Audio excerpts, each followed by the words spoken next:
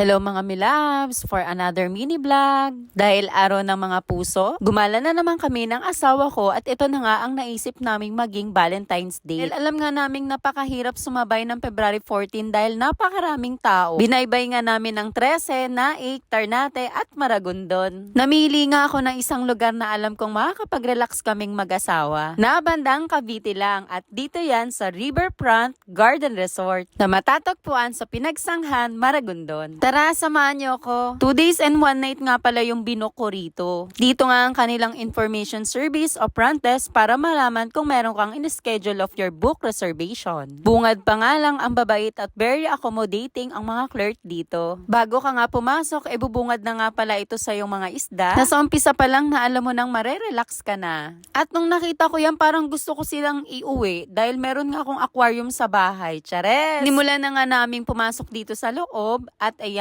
grabe.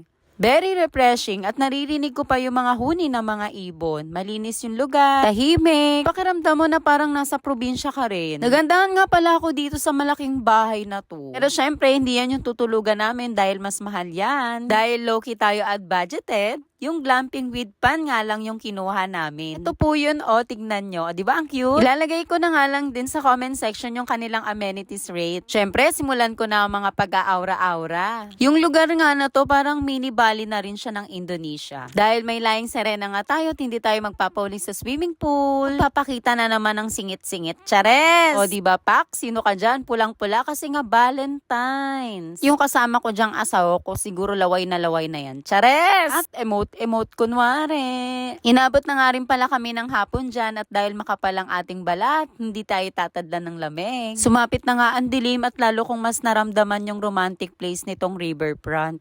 Kasi meron siyang kasamang mga background music, samahan pa ng Christmas lights, este lights pala. Yung mga couple dyan, wag na kayo magdalawang isip. Lumipad na kayo agad dito sa may riverfront para ma-experience nyo rin kung gaano ka-romantic ang lugar na ito. Dito na nga rin kami nag-dinner ng aking asawa. At ang service dinner time nga nila dito is from 6 p.m. to 7 p.m. only. Open nga rin pala sila to bring your own water. At syempre, kung wala ka namang dala para makalis sa mga inyong bitbitin, meron naman silang mga available. At ito nga ang grilled chicken yung napili naming orderin. Nasarapan nga kami dito sa chicken na to at para siyang mang inasal, pasok na pasok sa lasa. At dahil nasarapan nga kami, napa-extra rice pa itong asawa ko. Pagkatapos nga namin kumain, naglakad-lakad muna kami para bumaba ang aming mga kinain. At habang nagpapalipas ng oras dahil kami nga ay busog, onting kwentuhan at onting kulitan dahil gabi na nga, medyo bibitinin muna namin kayo at kailangan nga muna naming maglabing-labing.